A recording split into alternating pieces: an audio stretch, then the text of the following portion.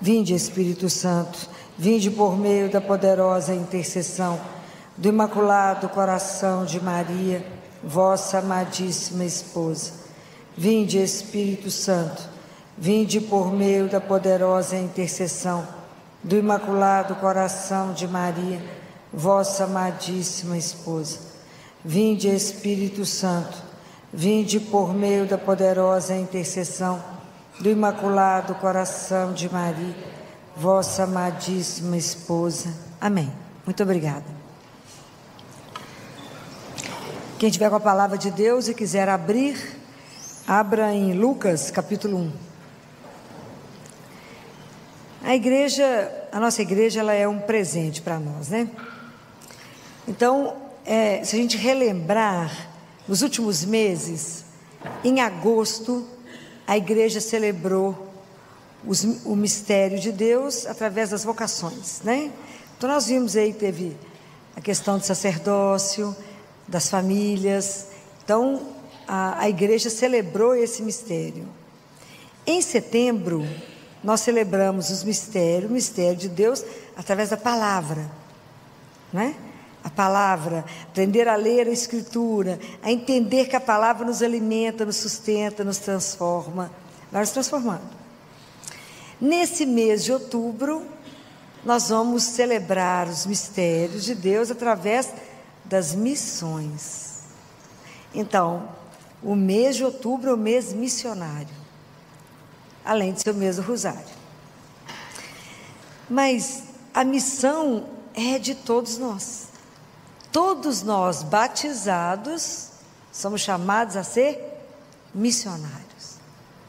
Mas missionário, antes de fazer, ele tem de ser. Eu falo que a missão mais difícil que a gente recebe é de ser discípulo, é de ser filho de Deus, né? Essa é a missão difícil. Então a gente vai começar a aprender a ser, porque todos nós que somos esse sonho de amor de Deus, Ele nos chamou à vida e nos chamou para uma única vocação. Qual é? Qual? A vocação de ser santos. Ela nem fala desse assunto, falou. É a vocação de ser santo. A nossa grande tristeza na vida deveria ser de não sermos santos. Então, ser santo é fazer bem tudo aquilo que Ele nos convida a fazer aonde estivermos, na família, no trabalho, na igreja, aonde estiver. Então, o próximo mês, o mês de novembro, a gente não celebra o dia de todos os santos. Está vendo como é que tem uma sequência? A gente que não presta atenção, mas nada é feito por acaso, né? Então, desperta para a missão, você é instruído. A gente é convocado para a missão para ser santo. É belíssimo isso, né? A gente que não presta atenção, vai levar na vida aquela correria, já todo mundo preocupado com o Natal, não presta nem atenção, porque tem outras coisas aí acontecendo. Então é lindo como é que a gente precisa se formar pela palavra, como é que a gente precisa ter instrução no sentido de que eu tenho que escutar, aprender, ser transformado para ensinar, porque eu não posso dar aquilo que eu não tenho. A boca fala o que o coração está cheio. Então isso que nós temos que aprender. Por que nós vamos lendo essa palavra? Então Lucas, né, eu pedi que abrissem Lucas capítulo 1, porque Lucas descreve o perfil exatinho do discípulo, exatinho. E o discípulo de Jesus, assim, com modelo, como pode, que agrada a Deus, tem uma pessoa descrita que é o modelo perfeito do discipulado. Vocês conseguem arriscar quem seja? Quem é o modelo que nós vamos seguir os passos? Nós vamos aprender a ser discípulo com essa pessoa. Vocês têm noção? Não? Quem foi o primeiro discípulo de Jesus? Maria, muito bem. Primeiro discípulo de Jesus foi Maria. Então nós vamos seguir os passos de Maria. Se a gente acompanhar a Bíblia, Maria falou 7 vezes. O povo fala um pouquinho econômico, né, gente? Econômico. Então nós vamos escutar as 7 palavras de Nossa Senhora, para ver o que nós vamos tirar dessas palavras para o nosso caminhar, ok? Então, a primeira palavra de Nossa Senhora, Lucas capítulo 1, se vocês quiserem marcar, vai estar no versículo 34. Quando o anjo anuncia a Maria que ela vai ser mãe do Filho do Altíssimo. Então Maria disse ao anjo: como é que vai ser isso se eu não conheço homem algum? Como é que vai ser isso? Como é que eu vou ser missionária? Como é que vai ser isso? Então, atrás dessa frase existe um diálogo, ok? Ela conversa. Para que a gente possa fazer a nossa caminhada espiritual de ser discípulo, nós também temos que ter um diálogo. Dialogar, isso significa oração, rezar. Diálogo, encontro, oração, encontro, onde tem eu e Jesus.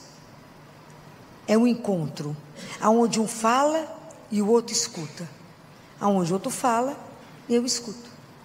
Então nós vamos caminhar para poder aprender a conversar, aprender a rezar, aprender a ver qual é o papel da oração na nossa vida. Quanto tempo a gente tem gasto com oração na nossa vida? Porque às vezes a gente tem resumido a nossa vida com a oração, às vezes de vir aqui, ou de rezar só o terço, mas a nossa vida tem que incluir, a nossa vida de missionário, de ser santo, tem que incluir a leitura da palavra, meditar a palavra. Eu tenho que adorar, eu tenho que, se possível, Eucaristia diária. E isso é um trabalho, porque senão eu vou dar o quê? Nada, né? Então nós precisamos de aprender esse momento da oração, o quanto essa oração pode ir nos transformando primeiro. Essa é a grande palavra. Lembra que semana passada eu falei com vocês do fruto do sicômoro? O sicômoro é aquela árvore que dá um monte de fruto que não tem gosto de nada. Mas para ela ter gosto, antes de colher, ela tem que ser cortada. Não muda a substância, mas o suco vai transformando e dando gosto na fruta. Assim é a palavra na nossa vida. À medida que a gente vai escutando, que a gente vai fazendo dessa palavra um diálogo com o Senhor, a palavra vai nos transformando, vai dando gosto na nossa vida, né?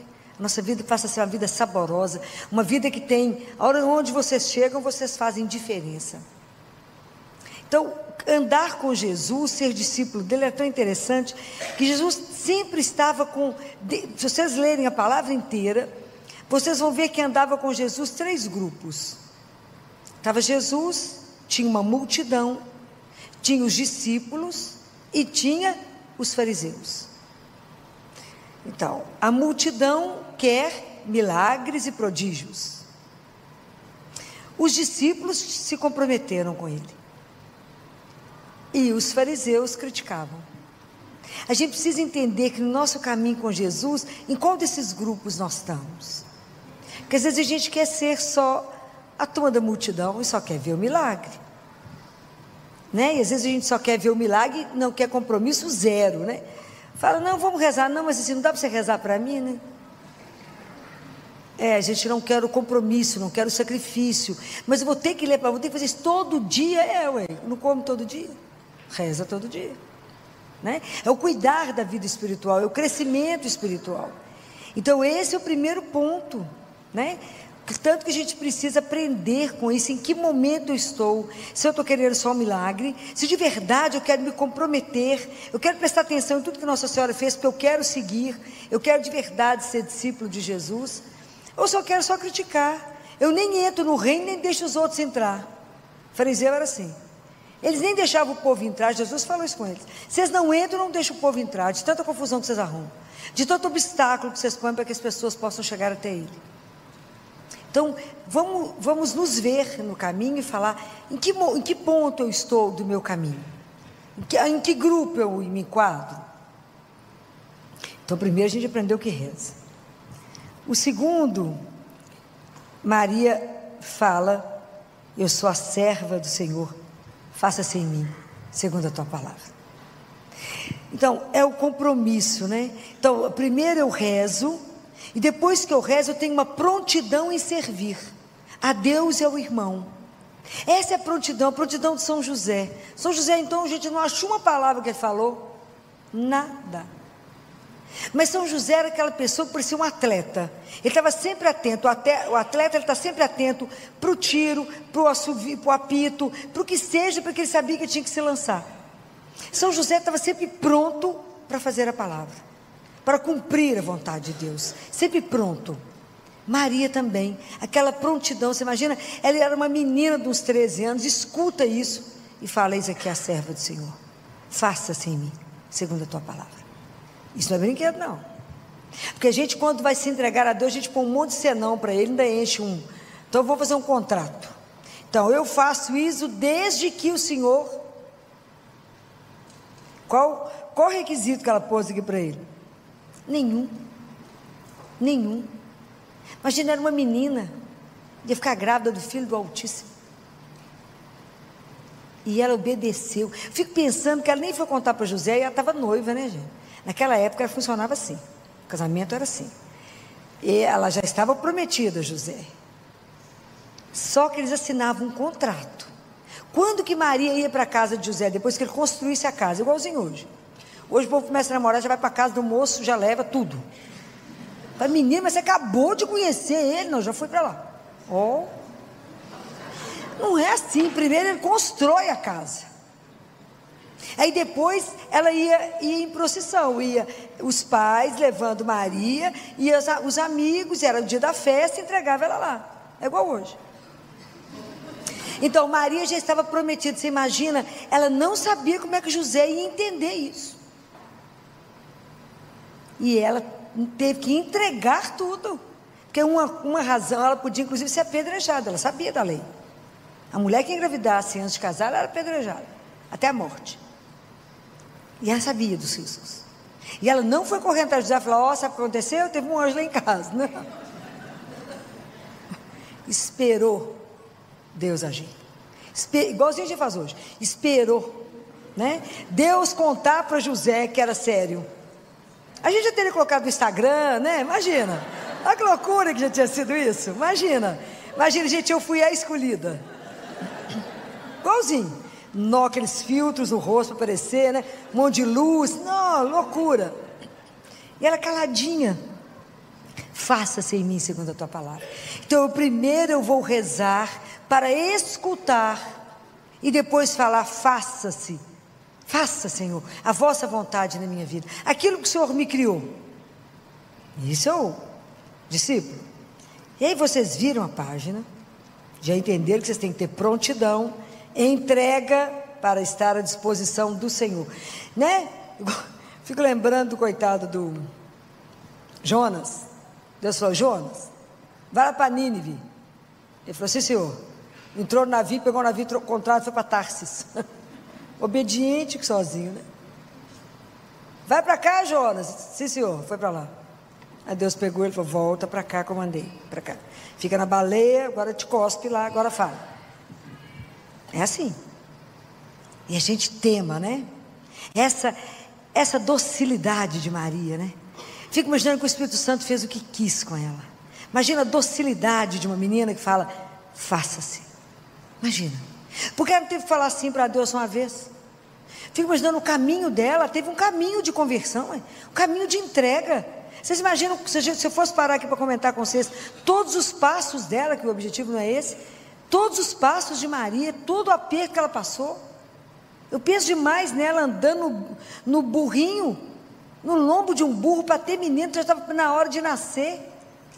Isso aqui é transporte confortável, né? Choveu, aquelas estradinhas, ela andando com José, não tinha lugar para dormir, dormia no chão quantas vezes até chegar em Belém. Devia olhar para Deus Pai e falar: é assim mesmo, meu filho, seu menino aqui, vai dormir aqui mesmo? Imagina, eles eram 2 crianças, 2 meninos. Hoje a gente não dá conta de uma gota de sacrifício, já está reclamando. Eu fico pensando muito assim, como é que foi todo esse processo. Quantas vezes ela disse sim a tudo sem ter... Ela não tinha um cortejo de anjo atrás dela e ela não tinha uma... nada por escrito, assinado, carimbado, nada. Foi o que o anjo falou e acabou. Isso é brinquedo, né? Então imagina o que a gente precisa aprender na nossa caminhada de fé. Por isso a oração, ela é tão fundamental para o segundo passo, que é a entrega. Porque é a oração que vai nos transformando. Quanto mais vezes eu comungar, mais eu serei transformada. Quanto mais vezes eu adorar, mais eu serei transformada. Vocês não tenham dúvida disso. A gente não vai fazer uma relação sólida com Jesus vendo ele de vez em quando. É diarinho. E aí Maria, o terceiro passo, a terceira palavra dela, é quando ela vai lá encontrar com Isabel. Porque o anjo falou com ela que Isabel estava grávida. Então ela vai lá e encontra com Isabel e ela fala: a minha alma engrandece o Senhor, e o meu espírito exulta em Deus, meu Salvador. O quanto é difícil na nossa vida a gente aprender a agradecer a Deus por tudo que acontece. Em geral a gente agradece aquilo que é bom e reclama quando as coisas não saem do jeito que a gente quer. Quem reclama, clama duas vezes. Pensaram nessa palavra? Se eu reclamo, eu clamo duas vezes. Quem agradece, quem passa a ter gratidão, atrai graças e bênçãos para você e para sua família. Aquele que reclama, puxa o que não presta para sua casa. Guardem isso, que isso é bíblico. O murmurento atrai o que não precisa. Então, eu sei que não é fácil a caminhada com Deus, com Jesus, e aprender com Ele, aprender dessa relação, ser grato por tudo que Ele dá.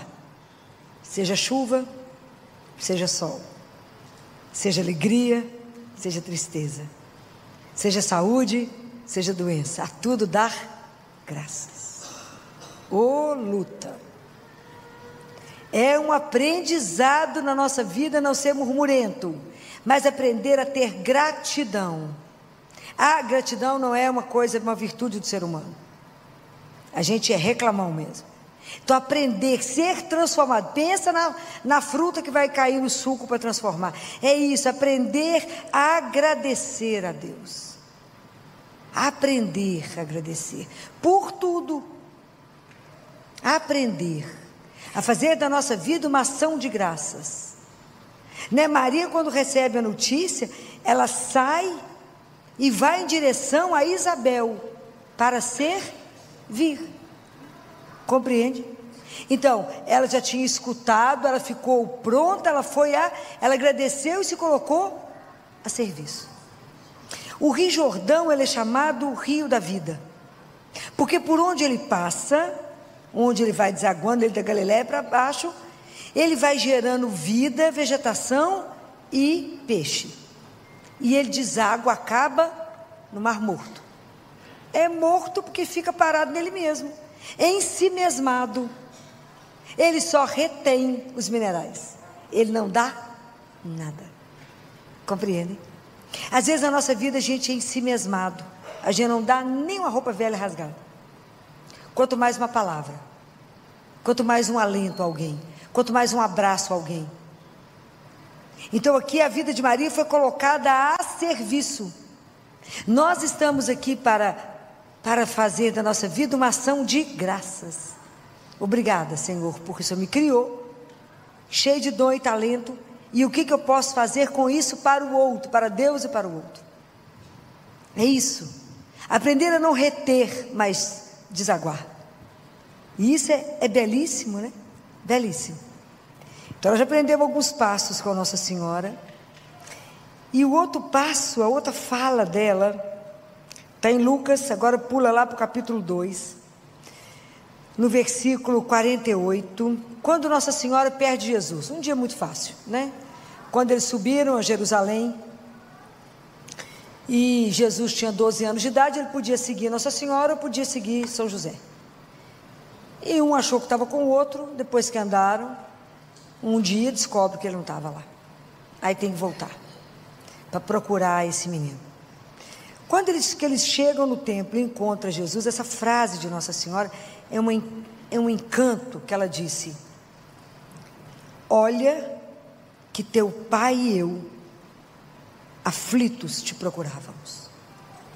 Ela começa assim: meu filho, por que agiste assim conosco? Olha que teu pai e eu, aflitos, te procurávamos. Então olha que interessante, quando a gente começa a ser transformado, a ser discípulo de Jesus, como é que o nosso olhar vai mudando. Então a gente aprende, Nossa Senhora que procurava pelo Filho que era Deus, então a preocupação com as coisas de Deus, mas ela tinha uma preocupação imensa com a preocupação de São José. José estava preocupado. Imagina, a grande protagonista ali depois de Jesus era ela.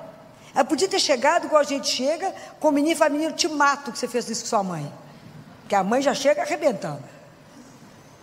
Ela se colocou junto com José e falou: teu pai e eu. Ela não se colocou à frente dele.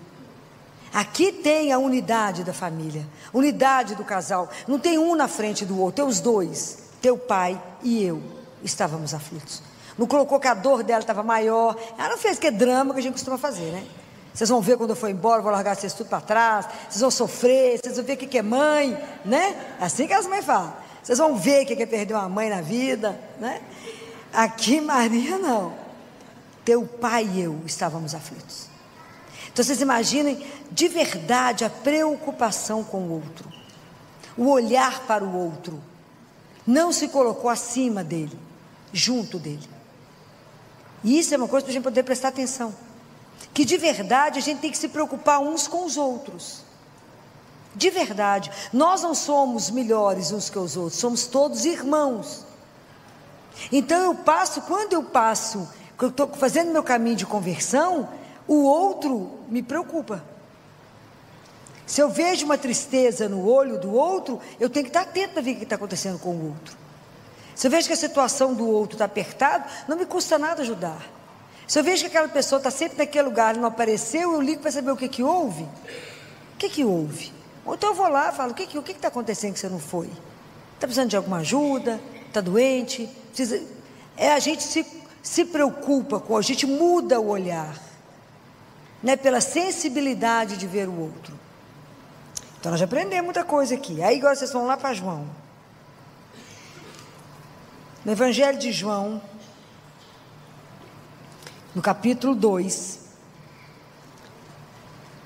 lá nas bodas de Caná, Nossa Senhora, com um olhar atento ao outro, chega perto de Jesus e fala com ele assim: eles não têm mais vinho. Então, quando a gente passa a ter um olhar para o outro, a gente é capaz de se comprometer de verdade. E aqui a gente precisa aprender, quando a gente compromete, a gente se compromete inclusive com a oração. Essa família não tem mais vinho, elas não têm mais alegria, elas não têm mais disposição de viver, essa família está em crise, essa família está prestes a separar. O que está acontecendo com o outro? Eles não têm mais vinho. Como é que eu faço para ajudar o outro? Eu posso rezar pelo outro. Afinal, mas só rezar? Às vezes a gente está diante de alguma situação e fala assim: isso aqui é uma situação de impotência. Vocês imaginam, tinha uma festa imensa acontecendo, um casamento, e o vinho acaba. É igual a gente vê situações que você se sente impotente e fala assim: mas o que eu posso fazer? Eu posso rezar pelo outro. Fala: mas só rezar? Ah, mas a gente não tem dimensão que a força da oração transforma e pode mudar a vida do outro. Então, a gente vê alguém sofrendo e fala assim com o outro: pode ficar tranquilo que eu vou rezar por você. Mentira, que a grande maioria das vezes já não reza. Estou falando alguma mentira aqui, gente? Estou rezando demais para você. Mentira, mal rezou uma Ave Maria. Mas a gente precisa de verdade se comprometer. Porque é claro que se eu pego alguém doente e vou rezar por ele, claro que eu quero um milagre, quero que alguma graça especial aconteça, mas aquela graça pode não acontecer. Então eu fico lembrando muito de Padre Léo, que quando ele descobriu o câncer, o Brasil inteiro rezou por Padre Léo. E aí quando ele estava muito, já fase terminal, que já estava no paliativo, ele fala: o Brasil inteiro rezou por mim, mas Deus não me curou no físico, porque eu sou terrível, minha alma é custosa, mas Deus curou a minha alma e me salvou. Então às vezes a gente quer a cura física, mas mais importante que a cura física é a salvação da alma de alguém. Hoje em dia a coisa que mais me preocupa é a salvação, é ter o direito de ir para o céu. Então quando lá no CTI Recentemente eles ligaram no domingo que uma criança estava para morrer e precisava do batismo. Falei com a médica que estava de plantão, falei, Juliana, se a gente não pode devolver a saúde, então dá a essa criança o direito de ir para o céu, de voltar para casa. Então faça esse batismo direito para ele poder voltar para casa. Então isso é importantíssimo. A minha oração pode mudar a trajetória do outro. Mas é minha oração simples? Sim, é minha oração. Do jeito que eu sei, eu falo ajoelho e falo, Senhor, de verdade se importe com o outro. De verdade se interesse pelo outro. Santo Agostinho, num dos discursos dele, da hora da morte de Estevão, lembra quando Estevão foi apedrejado, foi o primeiro mártir, né? Que eles estão apedrejando Pedro, Paulo estava assistindo, que naquele momento ele era Saulo, lembra? Que matava, que os cristãos arrepiavam com Saulo, e Saulo estava assistindo a morte de Estevão, ele não estava jogando pedra, mas ele estava assistindo a morte, e naquele momento Estevão reza e fala, pede perdão a Deus por eles, e fala, Pai, perdoa, eles não sabem o que fazem. Santo Agostinho fala que essa oração de Estevão salvou a vida de Paulo, fez Saulo se transformar em Paulo, que essa oração dele foi importante. Se vocês já leram a vida de Glória Polo, quando ela é queimada por um raio, quando ela está diante de Jesus analisando a vida dela, Jesus fala com ela, sabe por que eu vou te dar a chance de voltar, Glória? Por causa desse irmão aqui, um homem simples da roça, que foi numa vendinha da roça comprar mantimentos, e o dono da venda embala os produtos com o jornal, e que o acidente dela tinha sido a primeira página do jornal. Quando ele vê o acidente, ele ajoelha e fala, ô meu pai, a minha irmãzinha, cuida da minha irmãzinha. Então ele fala, olha Glória, a oração simples desse homem justo, piedoso, te dará a chance de voltar. Então não duvidem, a gente precisa se preocupar, mas não sei rezar, é a intenção do seu coração, quando você se preocupa de verdade com o outro e fala, Senhor, cuida do meu irmão, dá uma chance para ele. Essa missão é nossa, nós somos missionários, a gente tem que ajudar os outros na oração, nós temos que ajudar aqueles que estão desanimados, perderam o ânimo, aqueles que estão caídos no caminho, ajuda, coragem, coloca de pé, fala vamos. E às vezes a nossa oração simples, mas profunda de coração, pode mudar o outro. E aqui nas bodas de Caná, Nossa Senhora também fala uma outra coisa tão simples, né gente? Tão simples essa palavrinha dela. Ela fala assim, fazei tudo o que ele vos disser. Oh, coisa simples. Simples demais, porque São Bento, se alguém aqui é adepto de São Bento, gosta de ler as coisas de São Bento me encanta. E a primeira regra de São Bento é assim, filho, escuta o mestre. Simples assim, porque o escutar está relacionado com obedecer. Essa é a questão, porque eu tenho que escutar a palavra de Deus, e a palavra de Deus tem que gerar na minha vida, é uma norma de vida que eu cumpro. Eu não posso escutar a palavra de Deus e fingir que ela não falou, foi comigo. Então quando eu escuto o Senhor falar assim, não julgueis, eu não posso sair da missa, olhar alguém ali, falar mal do outro, eu acabei de escutar. Enquanto essa palavra não virou regra para mim, ela não me transformou, está servindo nada no meu caminho. Então não julgueis. Então quando eu escuto, então primeiro escuta, abre o seu ouvido para ouvir, não esse ouvido, o do coração, aprender a ouvir. E a última palavra do manual de São Bento é Chegarás. Quem não escuta não vai chegar. Aonde? Nós estamos a caminho, né? Nós já falamos muito sobre isso. A gente vem do amor e voltamos para o amor. Então eu estou a caminho com Jesus para Jerusalém. Jerusalém é lugar de morte, filó, de sofrimento. Não, é lugar de ressurreição. É para lá que nós vamos ser transformados, nós vamos ressuscitar. Mas para me chegar à eternidade, para me chegar no céu, eu tenho que obedecer a palavra de Deus. Senão, meus queridos, não terá caminho. Então, aprender a obedecer. Como ela obedeceu, faça em mim, segundo a vossa palavra. Obedecer tudo o que escutou. Não é uma brincadeira. Então, primeiro eu tenho que aprender, fazei tudo o que ele vos disser. Quem obedece, chega. E a última palavra, vocês viram que nós já andamos essa palavra de Deus. A última palavra está em João também 19, que é quando Nossa Senhora ficou de pé diante da cruz. Ô luta! Permanecer de pé significa estar ressuscitado. É a atitude de quem ressuscita, é a atitude de quem confiou, e é a atitude de quem manteve a elegância. Eu sempre falei com vocês que Nossa Senhora é muito elegante. O que significa elegância segundo Zacarias? A elegância significa vestir as vestes da salvação, vestir-se de Deus. Imagina, Maria estava ali aos pés da cruz, olhando aquela cena que eu não sei como suportou, aquele sofrimento sem palavras. E ela permaneceu ali, ela devia olhar e falava, não pode ser só isso. Gabriel falou comigo que o reino dele não ia ter fim. Ela ficou ali em silêncio, né, gente? Porque silêncio é uma palavra, né? Então ela ficou ali em silêncio, de pé, com a elegância de quem crê. Ela manteve a confiança dela incondicional em Deus. Ela não sabia de nada que ia acontecer. A ressurreição não era o que ela imaginava que podia acontecer naquele momento. E ela permaneceu de pé. Então, para a gente poder permanecer de pé nas noites escuras nossas, nas dificuldades, na hora que a vida começa a nos tirar as coisas, na hora que vai faltando todo mundo, como é que eu permaneço? Aprender dela essa confiança incondicional, essa fé inabalável que ela teve. Para isso eu preciso conhecer. Então por isso que eu começo lá de trás. Eu começo escutando a palavra de Deus, para ser formado, para poder estar pronto para servir a Deus e meu irmão, para ter olhar para ver o outro, para interceder por outro, cuidar do outro.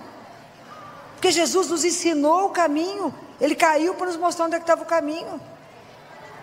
Ele é o nosso caminho, né? Ele é a nossa meta, é onde nós queremos chegar. Então ser discípulo de Jesus, acompanhar os passos de Nossa Senhora, não é uma brincadeira, mas é um caminho. Esse é o caminho perfeito do discípulo. É aquele que escuta, permite ser transformado, entende que ele tem uma missão, a missão de ser santificado, permitir que a nossa vida seja santificada. À medida que Deus vai nos mandando as coisas e Ele vai trabalhando em nós, que nós temos um compromisso uns com os outros, e que cada um que encontra conosco não pode sair pior do que chegou. Lembra? Já falei isso para vocês, que está na palavra de Deus. Qual é a dívida que nós temos uns com os outros? É a dívida do amor. Ninguém pode sair, encontrou comigo, pode sair pior do que chegou. Essa é a nossa dívida. Então tomar atenção que estamos juntos, e que nós não vamos chegar lá no céu sozinhos, temos que levar uns aos outros, não é? Nós caminhamos juntos, nos ajudar nesse caminho. E que quando a gente chegar diante de Deus, né, quando chegar a hora da gente ir, lembre de uma coisa que eu vou dizer para vocês. Deus não vai nos julgar pelas nossas obras. Deus não vai julgar pelas coisas que fizemos, mas Deus vai avaliar os nossos esforços para conseguir ser um discípulo dele. Ele vai avaliar as nossas dificuldades, Ele vai avaliar as nossas noites sem dormir, pensando em como fazer, o tempo que a gente ficou parado para poder ler, as nossas dificuldades até chegar na missa diária, as nossas dificuldades com a oração de todos os dias, as nossas dificuldades em cumprir todos os sacramentos, em cumprir a palavra dele até o fim. Deus vai nos avaliar pelos nossos esforços, para poder ser parecido com Ele. Porque ser igual a Ele, é impossível. Mas nós temos que desejar. A nossa vida é sempre o encontro da graça com a liberdade. Eu falo, Senhor, eu quero ser um discípulo. Eu não quero ser um fariseu que vai só criticar. Eu quero de verdade ser transformado. Eu quero de verdade. Então me ajuda. É o meu desejo da graça, da liberdade com a graça. Me conceda a graça por intercessão de Maria Santíssima. Que Nossa Senhora, né? Nossa mãe das graças, Nossa Senhora das graças, possa interceder junto a Jesus na vida de cada um de nós nessa noite. Fala, olha lá, Jesus, quantos já acordaram para a consciência de que são missionários e da vocação de todos de serem santos, e que ela nessa noite possa olhar para cada um de nós e dizer a Ele cada graça espiritual que nós estamos precisando e que nem a gente sabe, porque nós não somos capazes nem de saber o que a gente precisa para a nossa caminhada, mas ela, como nossa mãe, sabe de tudo que a gente precisa para a gente poder ser discípulo de Jesus e no final falar igual São Paulo, né? Combati o bom combate, guardei a fé, e agora eu vou receber de Deus a coroa imperecível, porque acreditei naquele que é o meu Senhor e que tudo pode. Então que a gente tenha nessa noite a coragem, a confiança, já temos um modelo, e vamos pedir a Nossa Senhora a intercessão dela na nossa vida, para nos fazer discípulos fiéis de nosso Senhor Jesus Cristo. Louvado seja aquele que nos ama, que nos conduz a cada dia e nos permite estar aqui. Louvado seja o nome de nosso Senhor Jesus Cristo. Para sempre.